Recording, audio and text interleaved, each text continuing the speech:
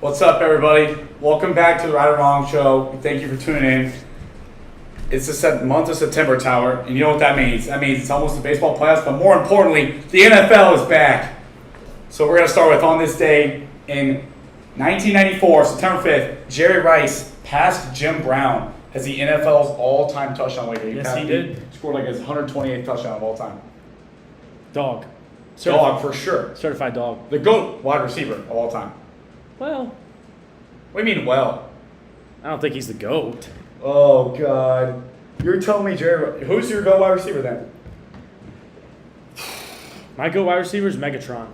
Megatron, huh? Megatron. Calvin Johnson. Detroit Lions, number 81. Freak of nature. He was a freaking freak, that's for sure. Okay, but you're going to argue with 6'5". Jerry Rice went to 13 Pro Bowls. 13! Why? Position players don't go to 13 Pro Bowls. 237. 6'5", 237, and he runs a 4.3. You know, he came into Georgia Tech weighing 185 pounds and then got massive at Georgia Tech and just started dominating everyone. Yeah. They couldn't cover him when he was 185. Then he put on 50 pounds of muscle. Dog. Not the GOAT. Not the GOAT. And Correct, not to go. No. Correct, not to go. You got it right. You got it right. That's it. No. There you go. There you go. No. Good kid. Good kid. No. Not to go. Jerry Rice is not the GOAT. Jerry Rice is to go. No, dude, he's this not. dude led the NFL in touchdowns 6 times. How many times did Megatron lead the NFL in touchdowns? Like 3? His prime was like Listen, this long. this is what I have to say about my argument. Jerry Rice's prime was like this long. Jerry Rice. 1986 to 2004. Jerry Rice is really You good. can't argue with that. Really good. Jerry Rice is really good. 3 Super Bowls. This is like my argument with it's like the same. It's kind of like LeBron and Jordan, but it's different because Jerry Rice is the GOAT. No. It's Emmett and Barry Sanders kind of debate. Emmett has the longevity. He has all the stats and all that. Who also won 3 Super Bowls. Many people are gonna say. Can't argue with winning. Many people are gonna say. What the hell did Megatron I win? guarantee you, bro, he has the most single season yards ever.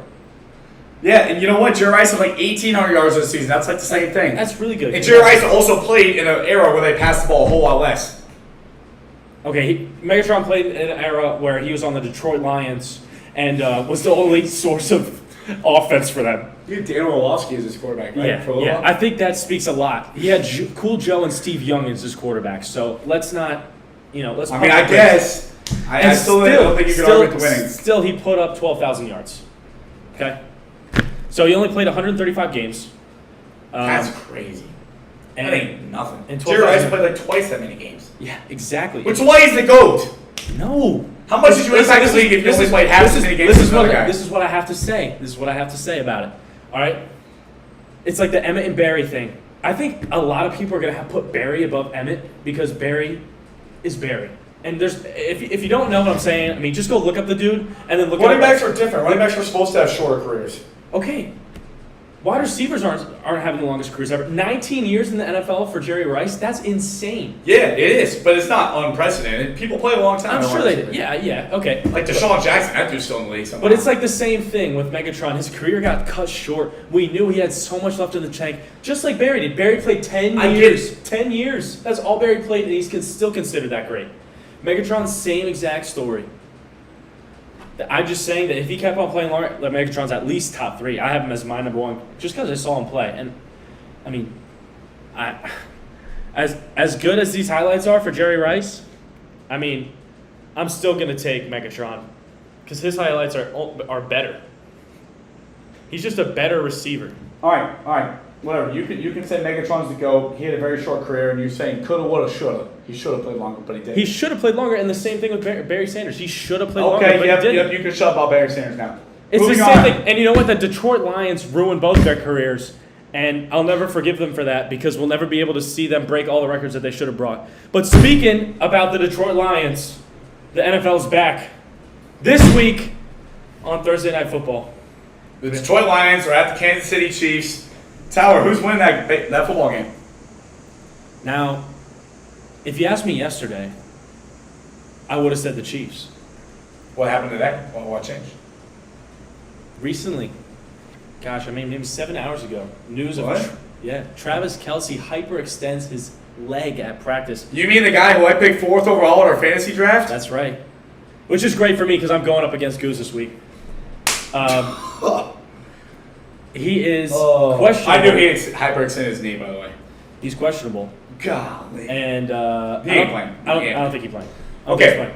And So for that that's reason, why they're not. They can't win because Travis Kelce's not playing. You're telling me they can't win because Travis Kelce's I'm not saying not they playing. can't win, but I think You're acting like they're playing the Philadelphia Eagles. I don't know. It's the Detroit Lions. Yeah, I know who the Lions are. I also know who the Lions are. You ready? The Detroit Lions are a poverty franchise. They don't win Whoa. anything. And as the first game of the NFL season, I think the moment's going to be a little bit too big for them. I think the moment's going to be way too big for Jared Goff. It's not too big for Dan I Campbell. think nothing's too big for Dan Campbell. That dude's massive. And that's why I think the Detroit Lions are going to win. Can you let me finish? Can you let me finish? Let me finish. Jared Goff's underrated. Who do you want at quarterback, Patrick Mahomes or Jared Goff? This is the dumbest question I ever heard, bro. Give me Jared Goff. No, The Kansas I mean, City it's Chiefs, obviously Mahomes. The Kansas City Chiefs will win Thursday night because they have such a large quarterback advantage. They're at home in Arrowhead. I don't think. Who's he going to throw to? I don't think Justin Ross. I don't think Justin Ross. That dude is nice. That dude is crazy.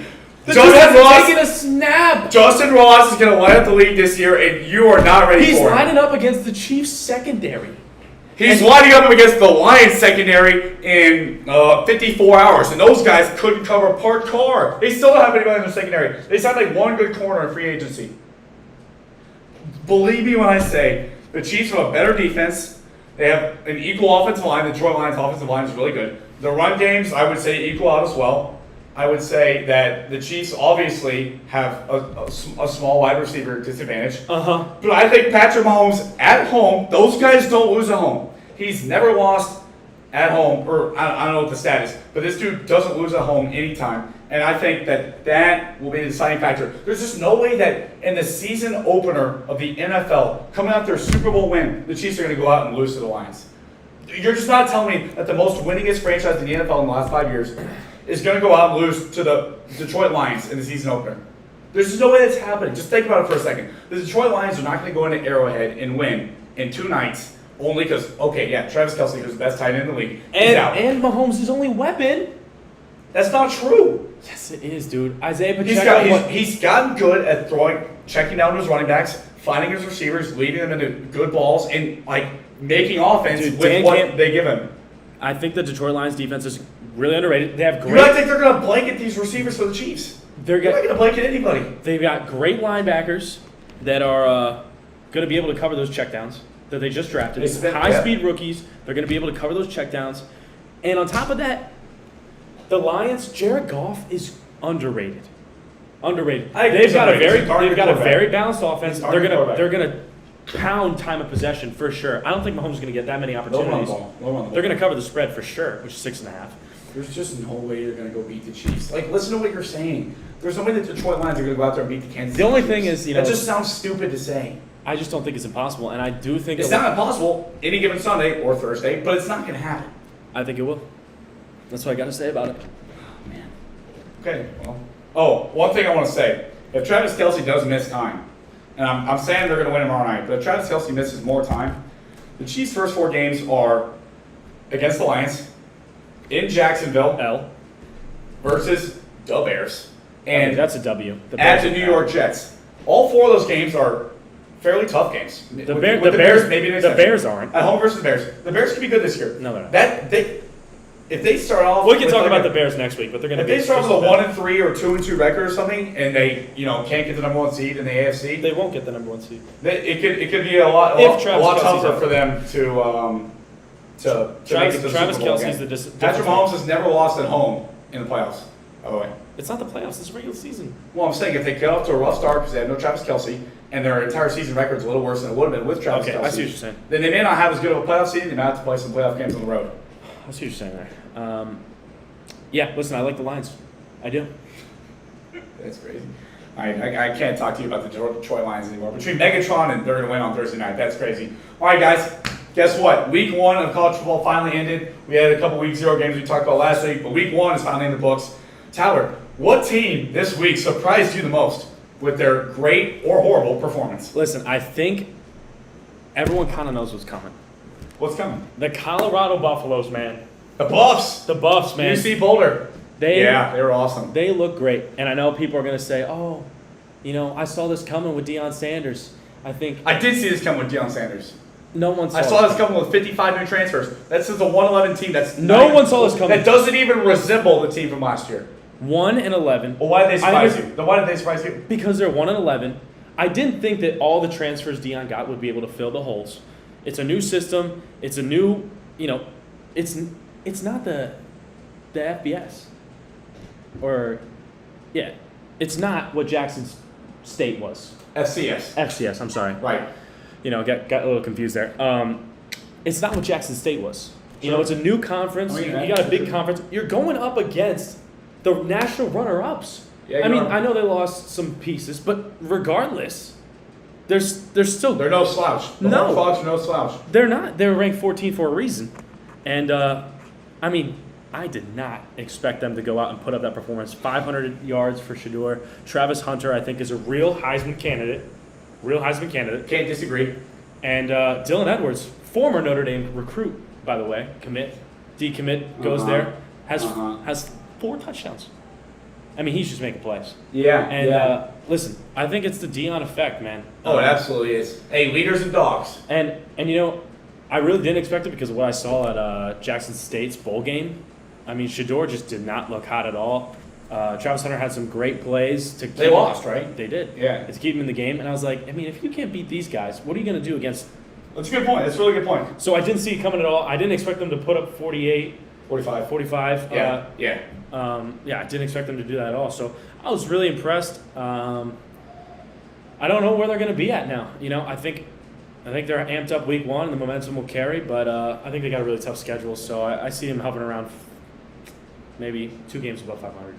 8-4 would be a spectacular season coming off of 1-11, without a doubt. But I thought you saw it. I thought you saw it coming. Oh, I did.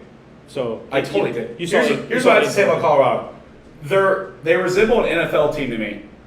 They resemble the Kansas City Chiefs because they are so star-driven with Shedeur Sanders and Travis Hunter and a couple pieces on defense and a couple other pieces on offense. They are so star-driven that if any of those guys gets tired, I don't know how many snaps Travis Hunter played. He played 129 snaps. I think, yeah. If any of those guys goes down for a week or 2, or their productivity slows down, or more likely, defenses figure out how to account for the only 2 weapons they have on the field. Those guys are just darn good football players. They know what they're doing. They're athletes. I mean, good God, it's crazy how great those guys are at football and how much they can uplift an offense that was so anemic last year. So to me, they resemble the Kansas City Chiefs with Patrick Mahomes and Travis Kelce, and I believe in the Buffaloes. I always have. I think the new coach and having 55 new transfers was obviously going to mean they're going to be a completely different team this year. I picked. I think I had TCU to win that game, but it didn't surprise me at all. TCU can't, they can't cover a parked car, and they lost Quentin Johnson and Max Duggan. But it was awesome to see. For me, the team that surprised me the most this week was the Texas A&M Aggies. I'm on record for hating this team. I hate Texas A&M. I hate that school. Hook 'em. But they hired a new offensive coordinator, Bobby Petrino, and Connor Weidman, sophomore quarterback. He's younger than us. Threw 5 touchdowns against New Mexico. I get it's New Mexico, but that was pretty cool to see for A&M fans. Because A&M didn't score above 40 all of last year. 5-7. They were embarrassing. They were frankly embarrassing. Yeah, they were. And to see them go from that to throwing 52 down in week 1 with a brand new quarterback and a brand new offensive coordinator, I thought it was really crazy, and can't say I expected it. And it was they might have a good season in College Station after all. Maybe. They played Miami at 3:30 on Saturday. I think that's going to be a much better litmus test than New Mexico was. Agreed. Week 2, I think we'll get a much better test, especially with the hype surrounding Colorado. And like you said, Texas A&M. Colorado's home openers against Nebraska this week, and Stephen A. Smith said he's going to that football game. Wow, really? He wants to go see those guys in person. All right. Well, moving on, shall we? This is not my specialty, but I guess it is for Goose. Come on. Tennis. Talk about the U.S. Open. We got it going on right now, man. Liam Hutchinson, I hope you're watching right now. Okay, the U.S. Open, right? All right, yeah, tennis. It's at Arthur Ashe Stadium in New York City. Really exciting. Heard of it? I've heard of Arthur Ashe. I'd hope so. There's been a lot of really cool stars that I've already attended. Aaron Rodgers and a few of the Jets players went to some of the matches a couple days ago. And I'm still laying out for you. The quarterfinals are underway, okay? It's going to be the semifinals soon. Here's who I have winning it all for both the gentlemen and the ladies. On the gentlemen's side, I'm going to take probably the GOAT tennis player of all time, Novak Djokovic. And Great here's pick. why. I 100% agree with this pick, by the way. Here's why.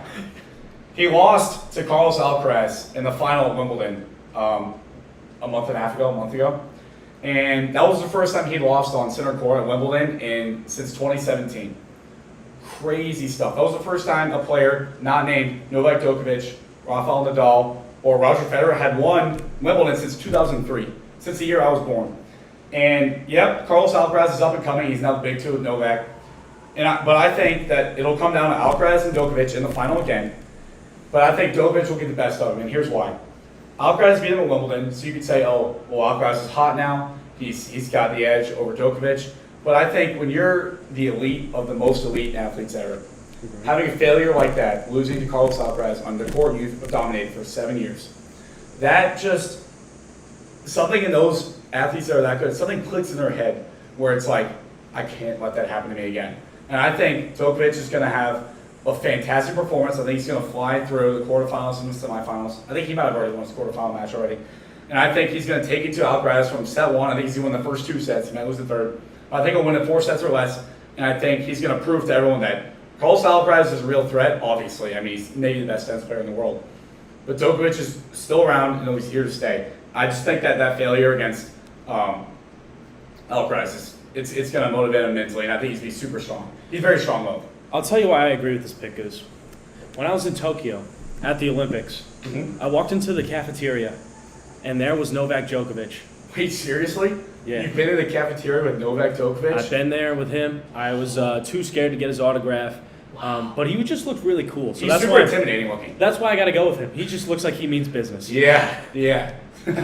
Nice. All right, now, on the ladies' side, my personal favorite player, Elena Rybakina from Kazakhstan. She's out already. God bless her heart. I think she lost in round 16. She's a honey. She is. She's beautiful. I was sitting in CFR today, and I got those Russian women, man. I got the alert that Coco Gauff had smashed Ostapenko, and I realized that in New York City, in front of the American home crowd, Coco Gauff, who's already into the semifinals, will punch her ticket to the finals at the U.S. Open, and her opponent will be, who I was watching last night, Aryna Sabalenka, who's just a monster. I mean, she's like 6'1", jacked. I mean, she's scary. And she's got a serve, and she yells super loud when she plays. And I really like her game. As long as she doesn't choke leads, which she is prone to doing, I think she's going to fly through her semifinal match and make it to the finals. So I think it's going to be Gauff and her. And I'm going to take Gauff in that one with the American crowd behind her. I don't think the Americans are going to love Sabalenka from Russia in that match. I think Coco Gauff, playing the best tennis of her career right now, will win her first U.S. Open title. I think it's going to be awesome. Great story. Thank you. American winning. American winning at home, yeah. It's more likely. It's not just a coincidence. That stuff happens. She'll have the crowd behind her. It's like home court advantage. All right. Like a huge home court advantage. Because tennis is super mental. Agreed. I like your predictions, Goose. Thanks, man. I can't say I'm a big tennis fan to all the tennis fans out there, but I'm going to trust Goose what he said. You should watch. Watching women play tennis, they're gorgeous. I've watched They're so play. fun to watch. I've watched it play. And the dude served at like 135 miles per hour. It's honestly a work of art. I don't know who it was, but I saw serve like 149 the other day. I don't know how you return that. You don't. If I that's, mean, if that's in bounds, you don't return. I know enough about the game. It's just not necessarily on my slate. I think I could kick your butt in tennis if you played. All right. Fun fact about me. Tried out for the high school tennis team. Made it. Didn't make it. I did make it. Probably a bunch of scrubs. Maryland. All right. High school candidates. All right. Well, I made the team. Congrats. Unfortunately, I had other priorities. Varsity swimming. athlete priorities. Yeah. So I never Understandable, I'll give you that. never got to tap into my tennis potential. I guarantee you I went before with you when we played tennis. We're gonna have to air that live. Sounds good to me. We'll do it this Friday, I guess. Oh yeah. Yeah? Yeah, that'll be fun. All right. Go ahead. Let's move on. This is a fun segment we got going on here. Oh yeah, it is. NFL regular season award winners and our predictions. Now, we weren't going to go into the rookies because we felt like we couldn't do it because we haven't seen them, quite frankly, play a snap. And We talked about rookies a couple weeks ago too. Yeah, and we got a lot of great candidates, but I mean, you never really know how the race is going to shape out until about mid-season. Yeah. So we decided to hold off on that. But other than that, I mean, we got football coming up in 2 days. Let's get some predictions here. Let's put our prime. I'm scared. Not to say Patrick Mahomes again. Okay, good. Thank God. I think it's a crime. I agree. Josh Allen, I think he's just eh. Like, I just think he's there. I don't see him as an MVP contender. Joe Burrow. He makes too many mistakes to win the MVP. Joe Burrow, I think, can put up a really good fight, but he has been injured, so I don't know how he's not going to be 100% on Sunday. No, and that's Jamar Chase is saying Joe Burrow shouldn't be playing. Yeah, and so that's why I'm a little up in the air because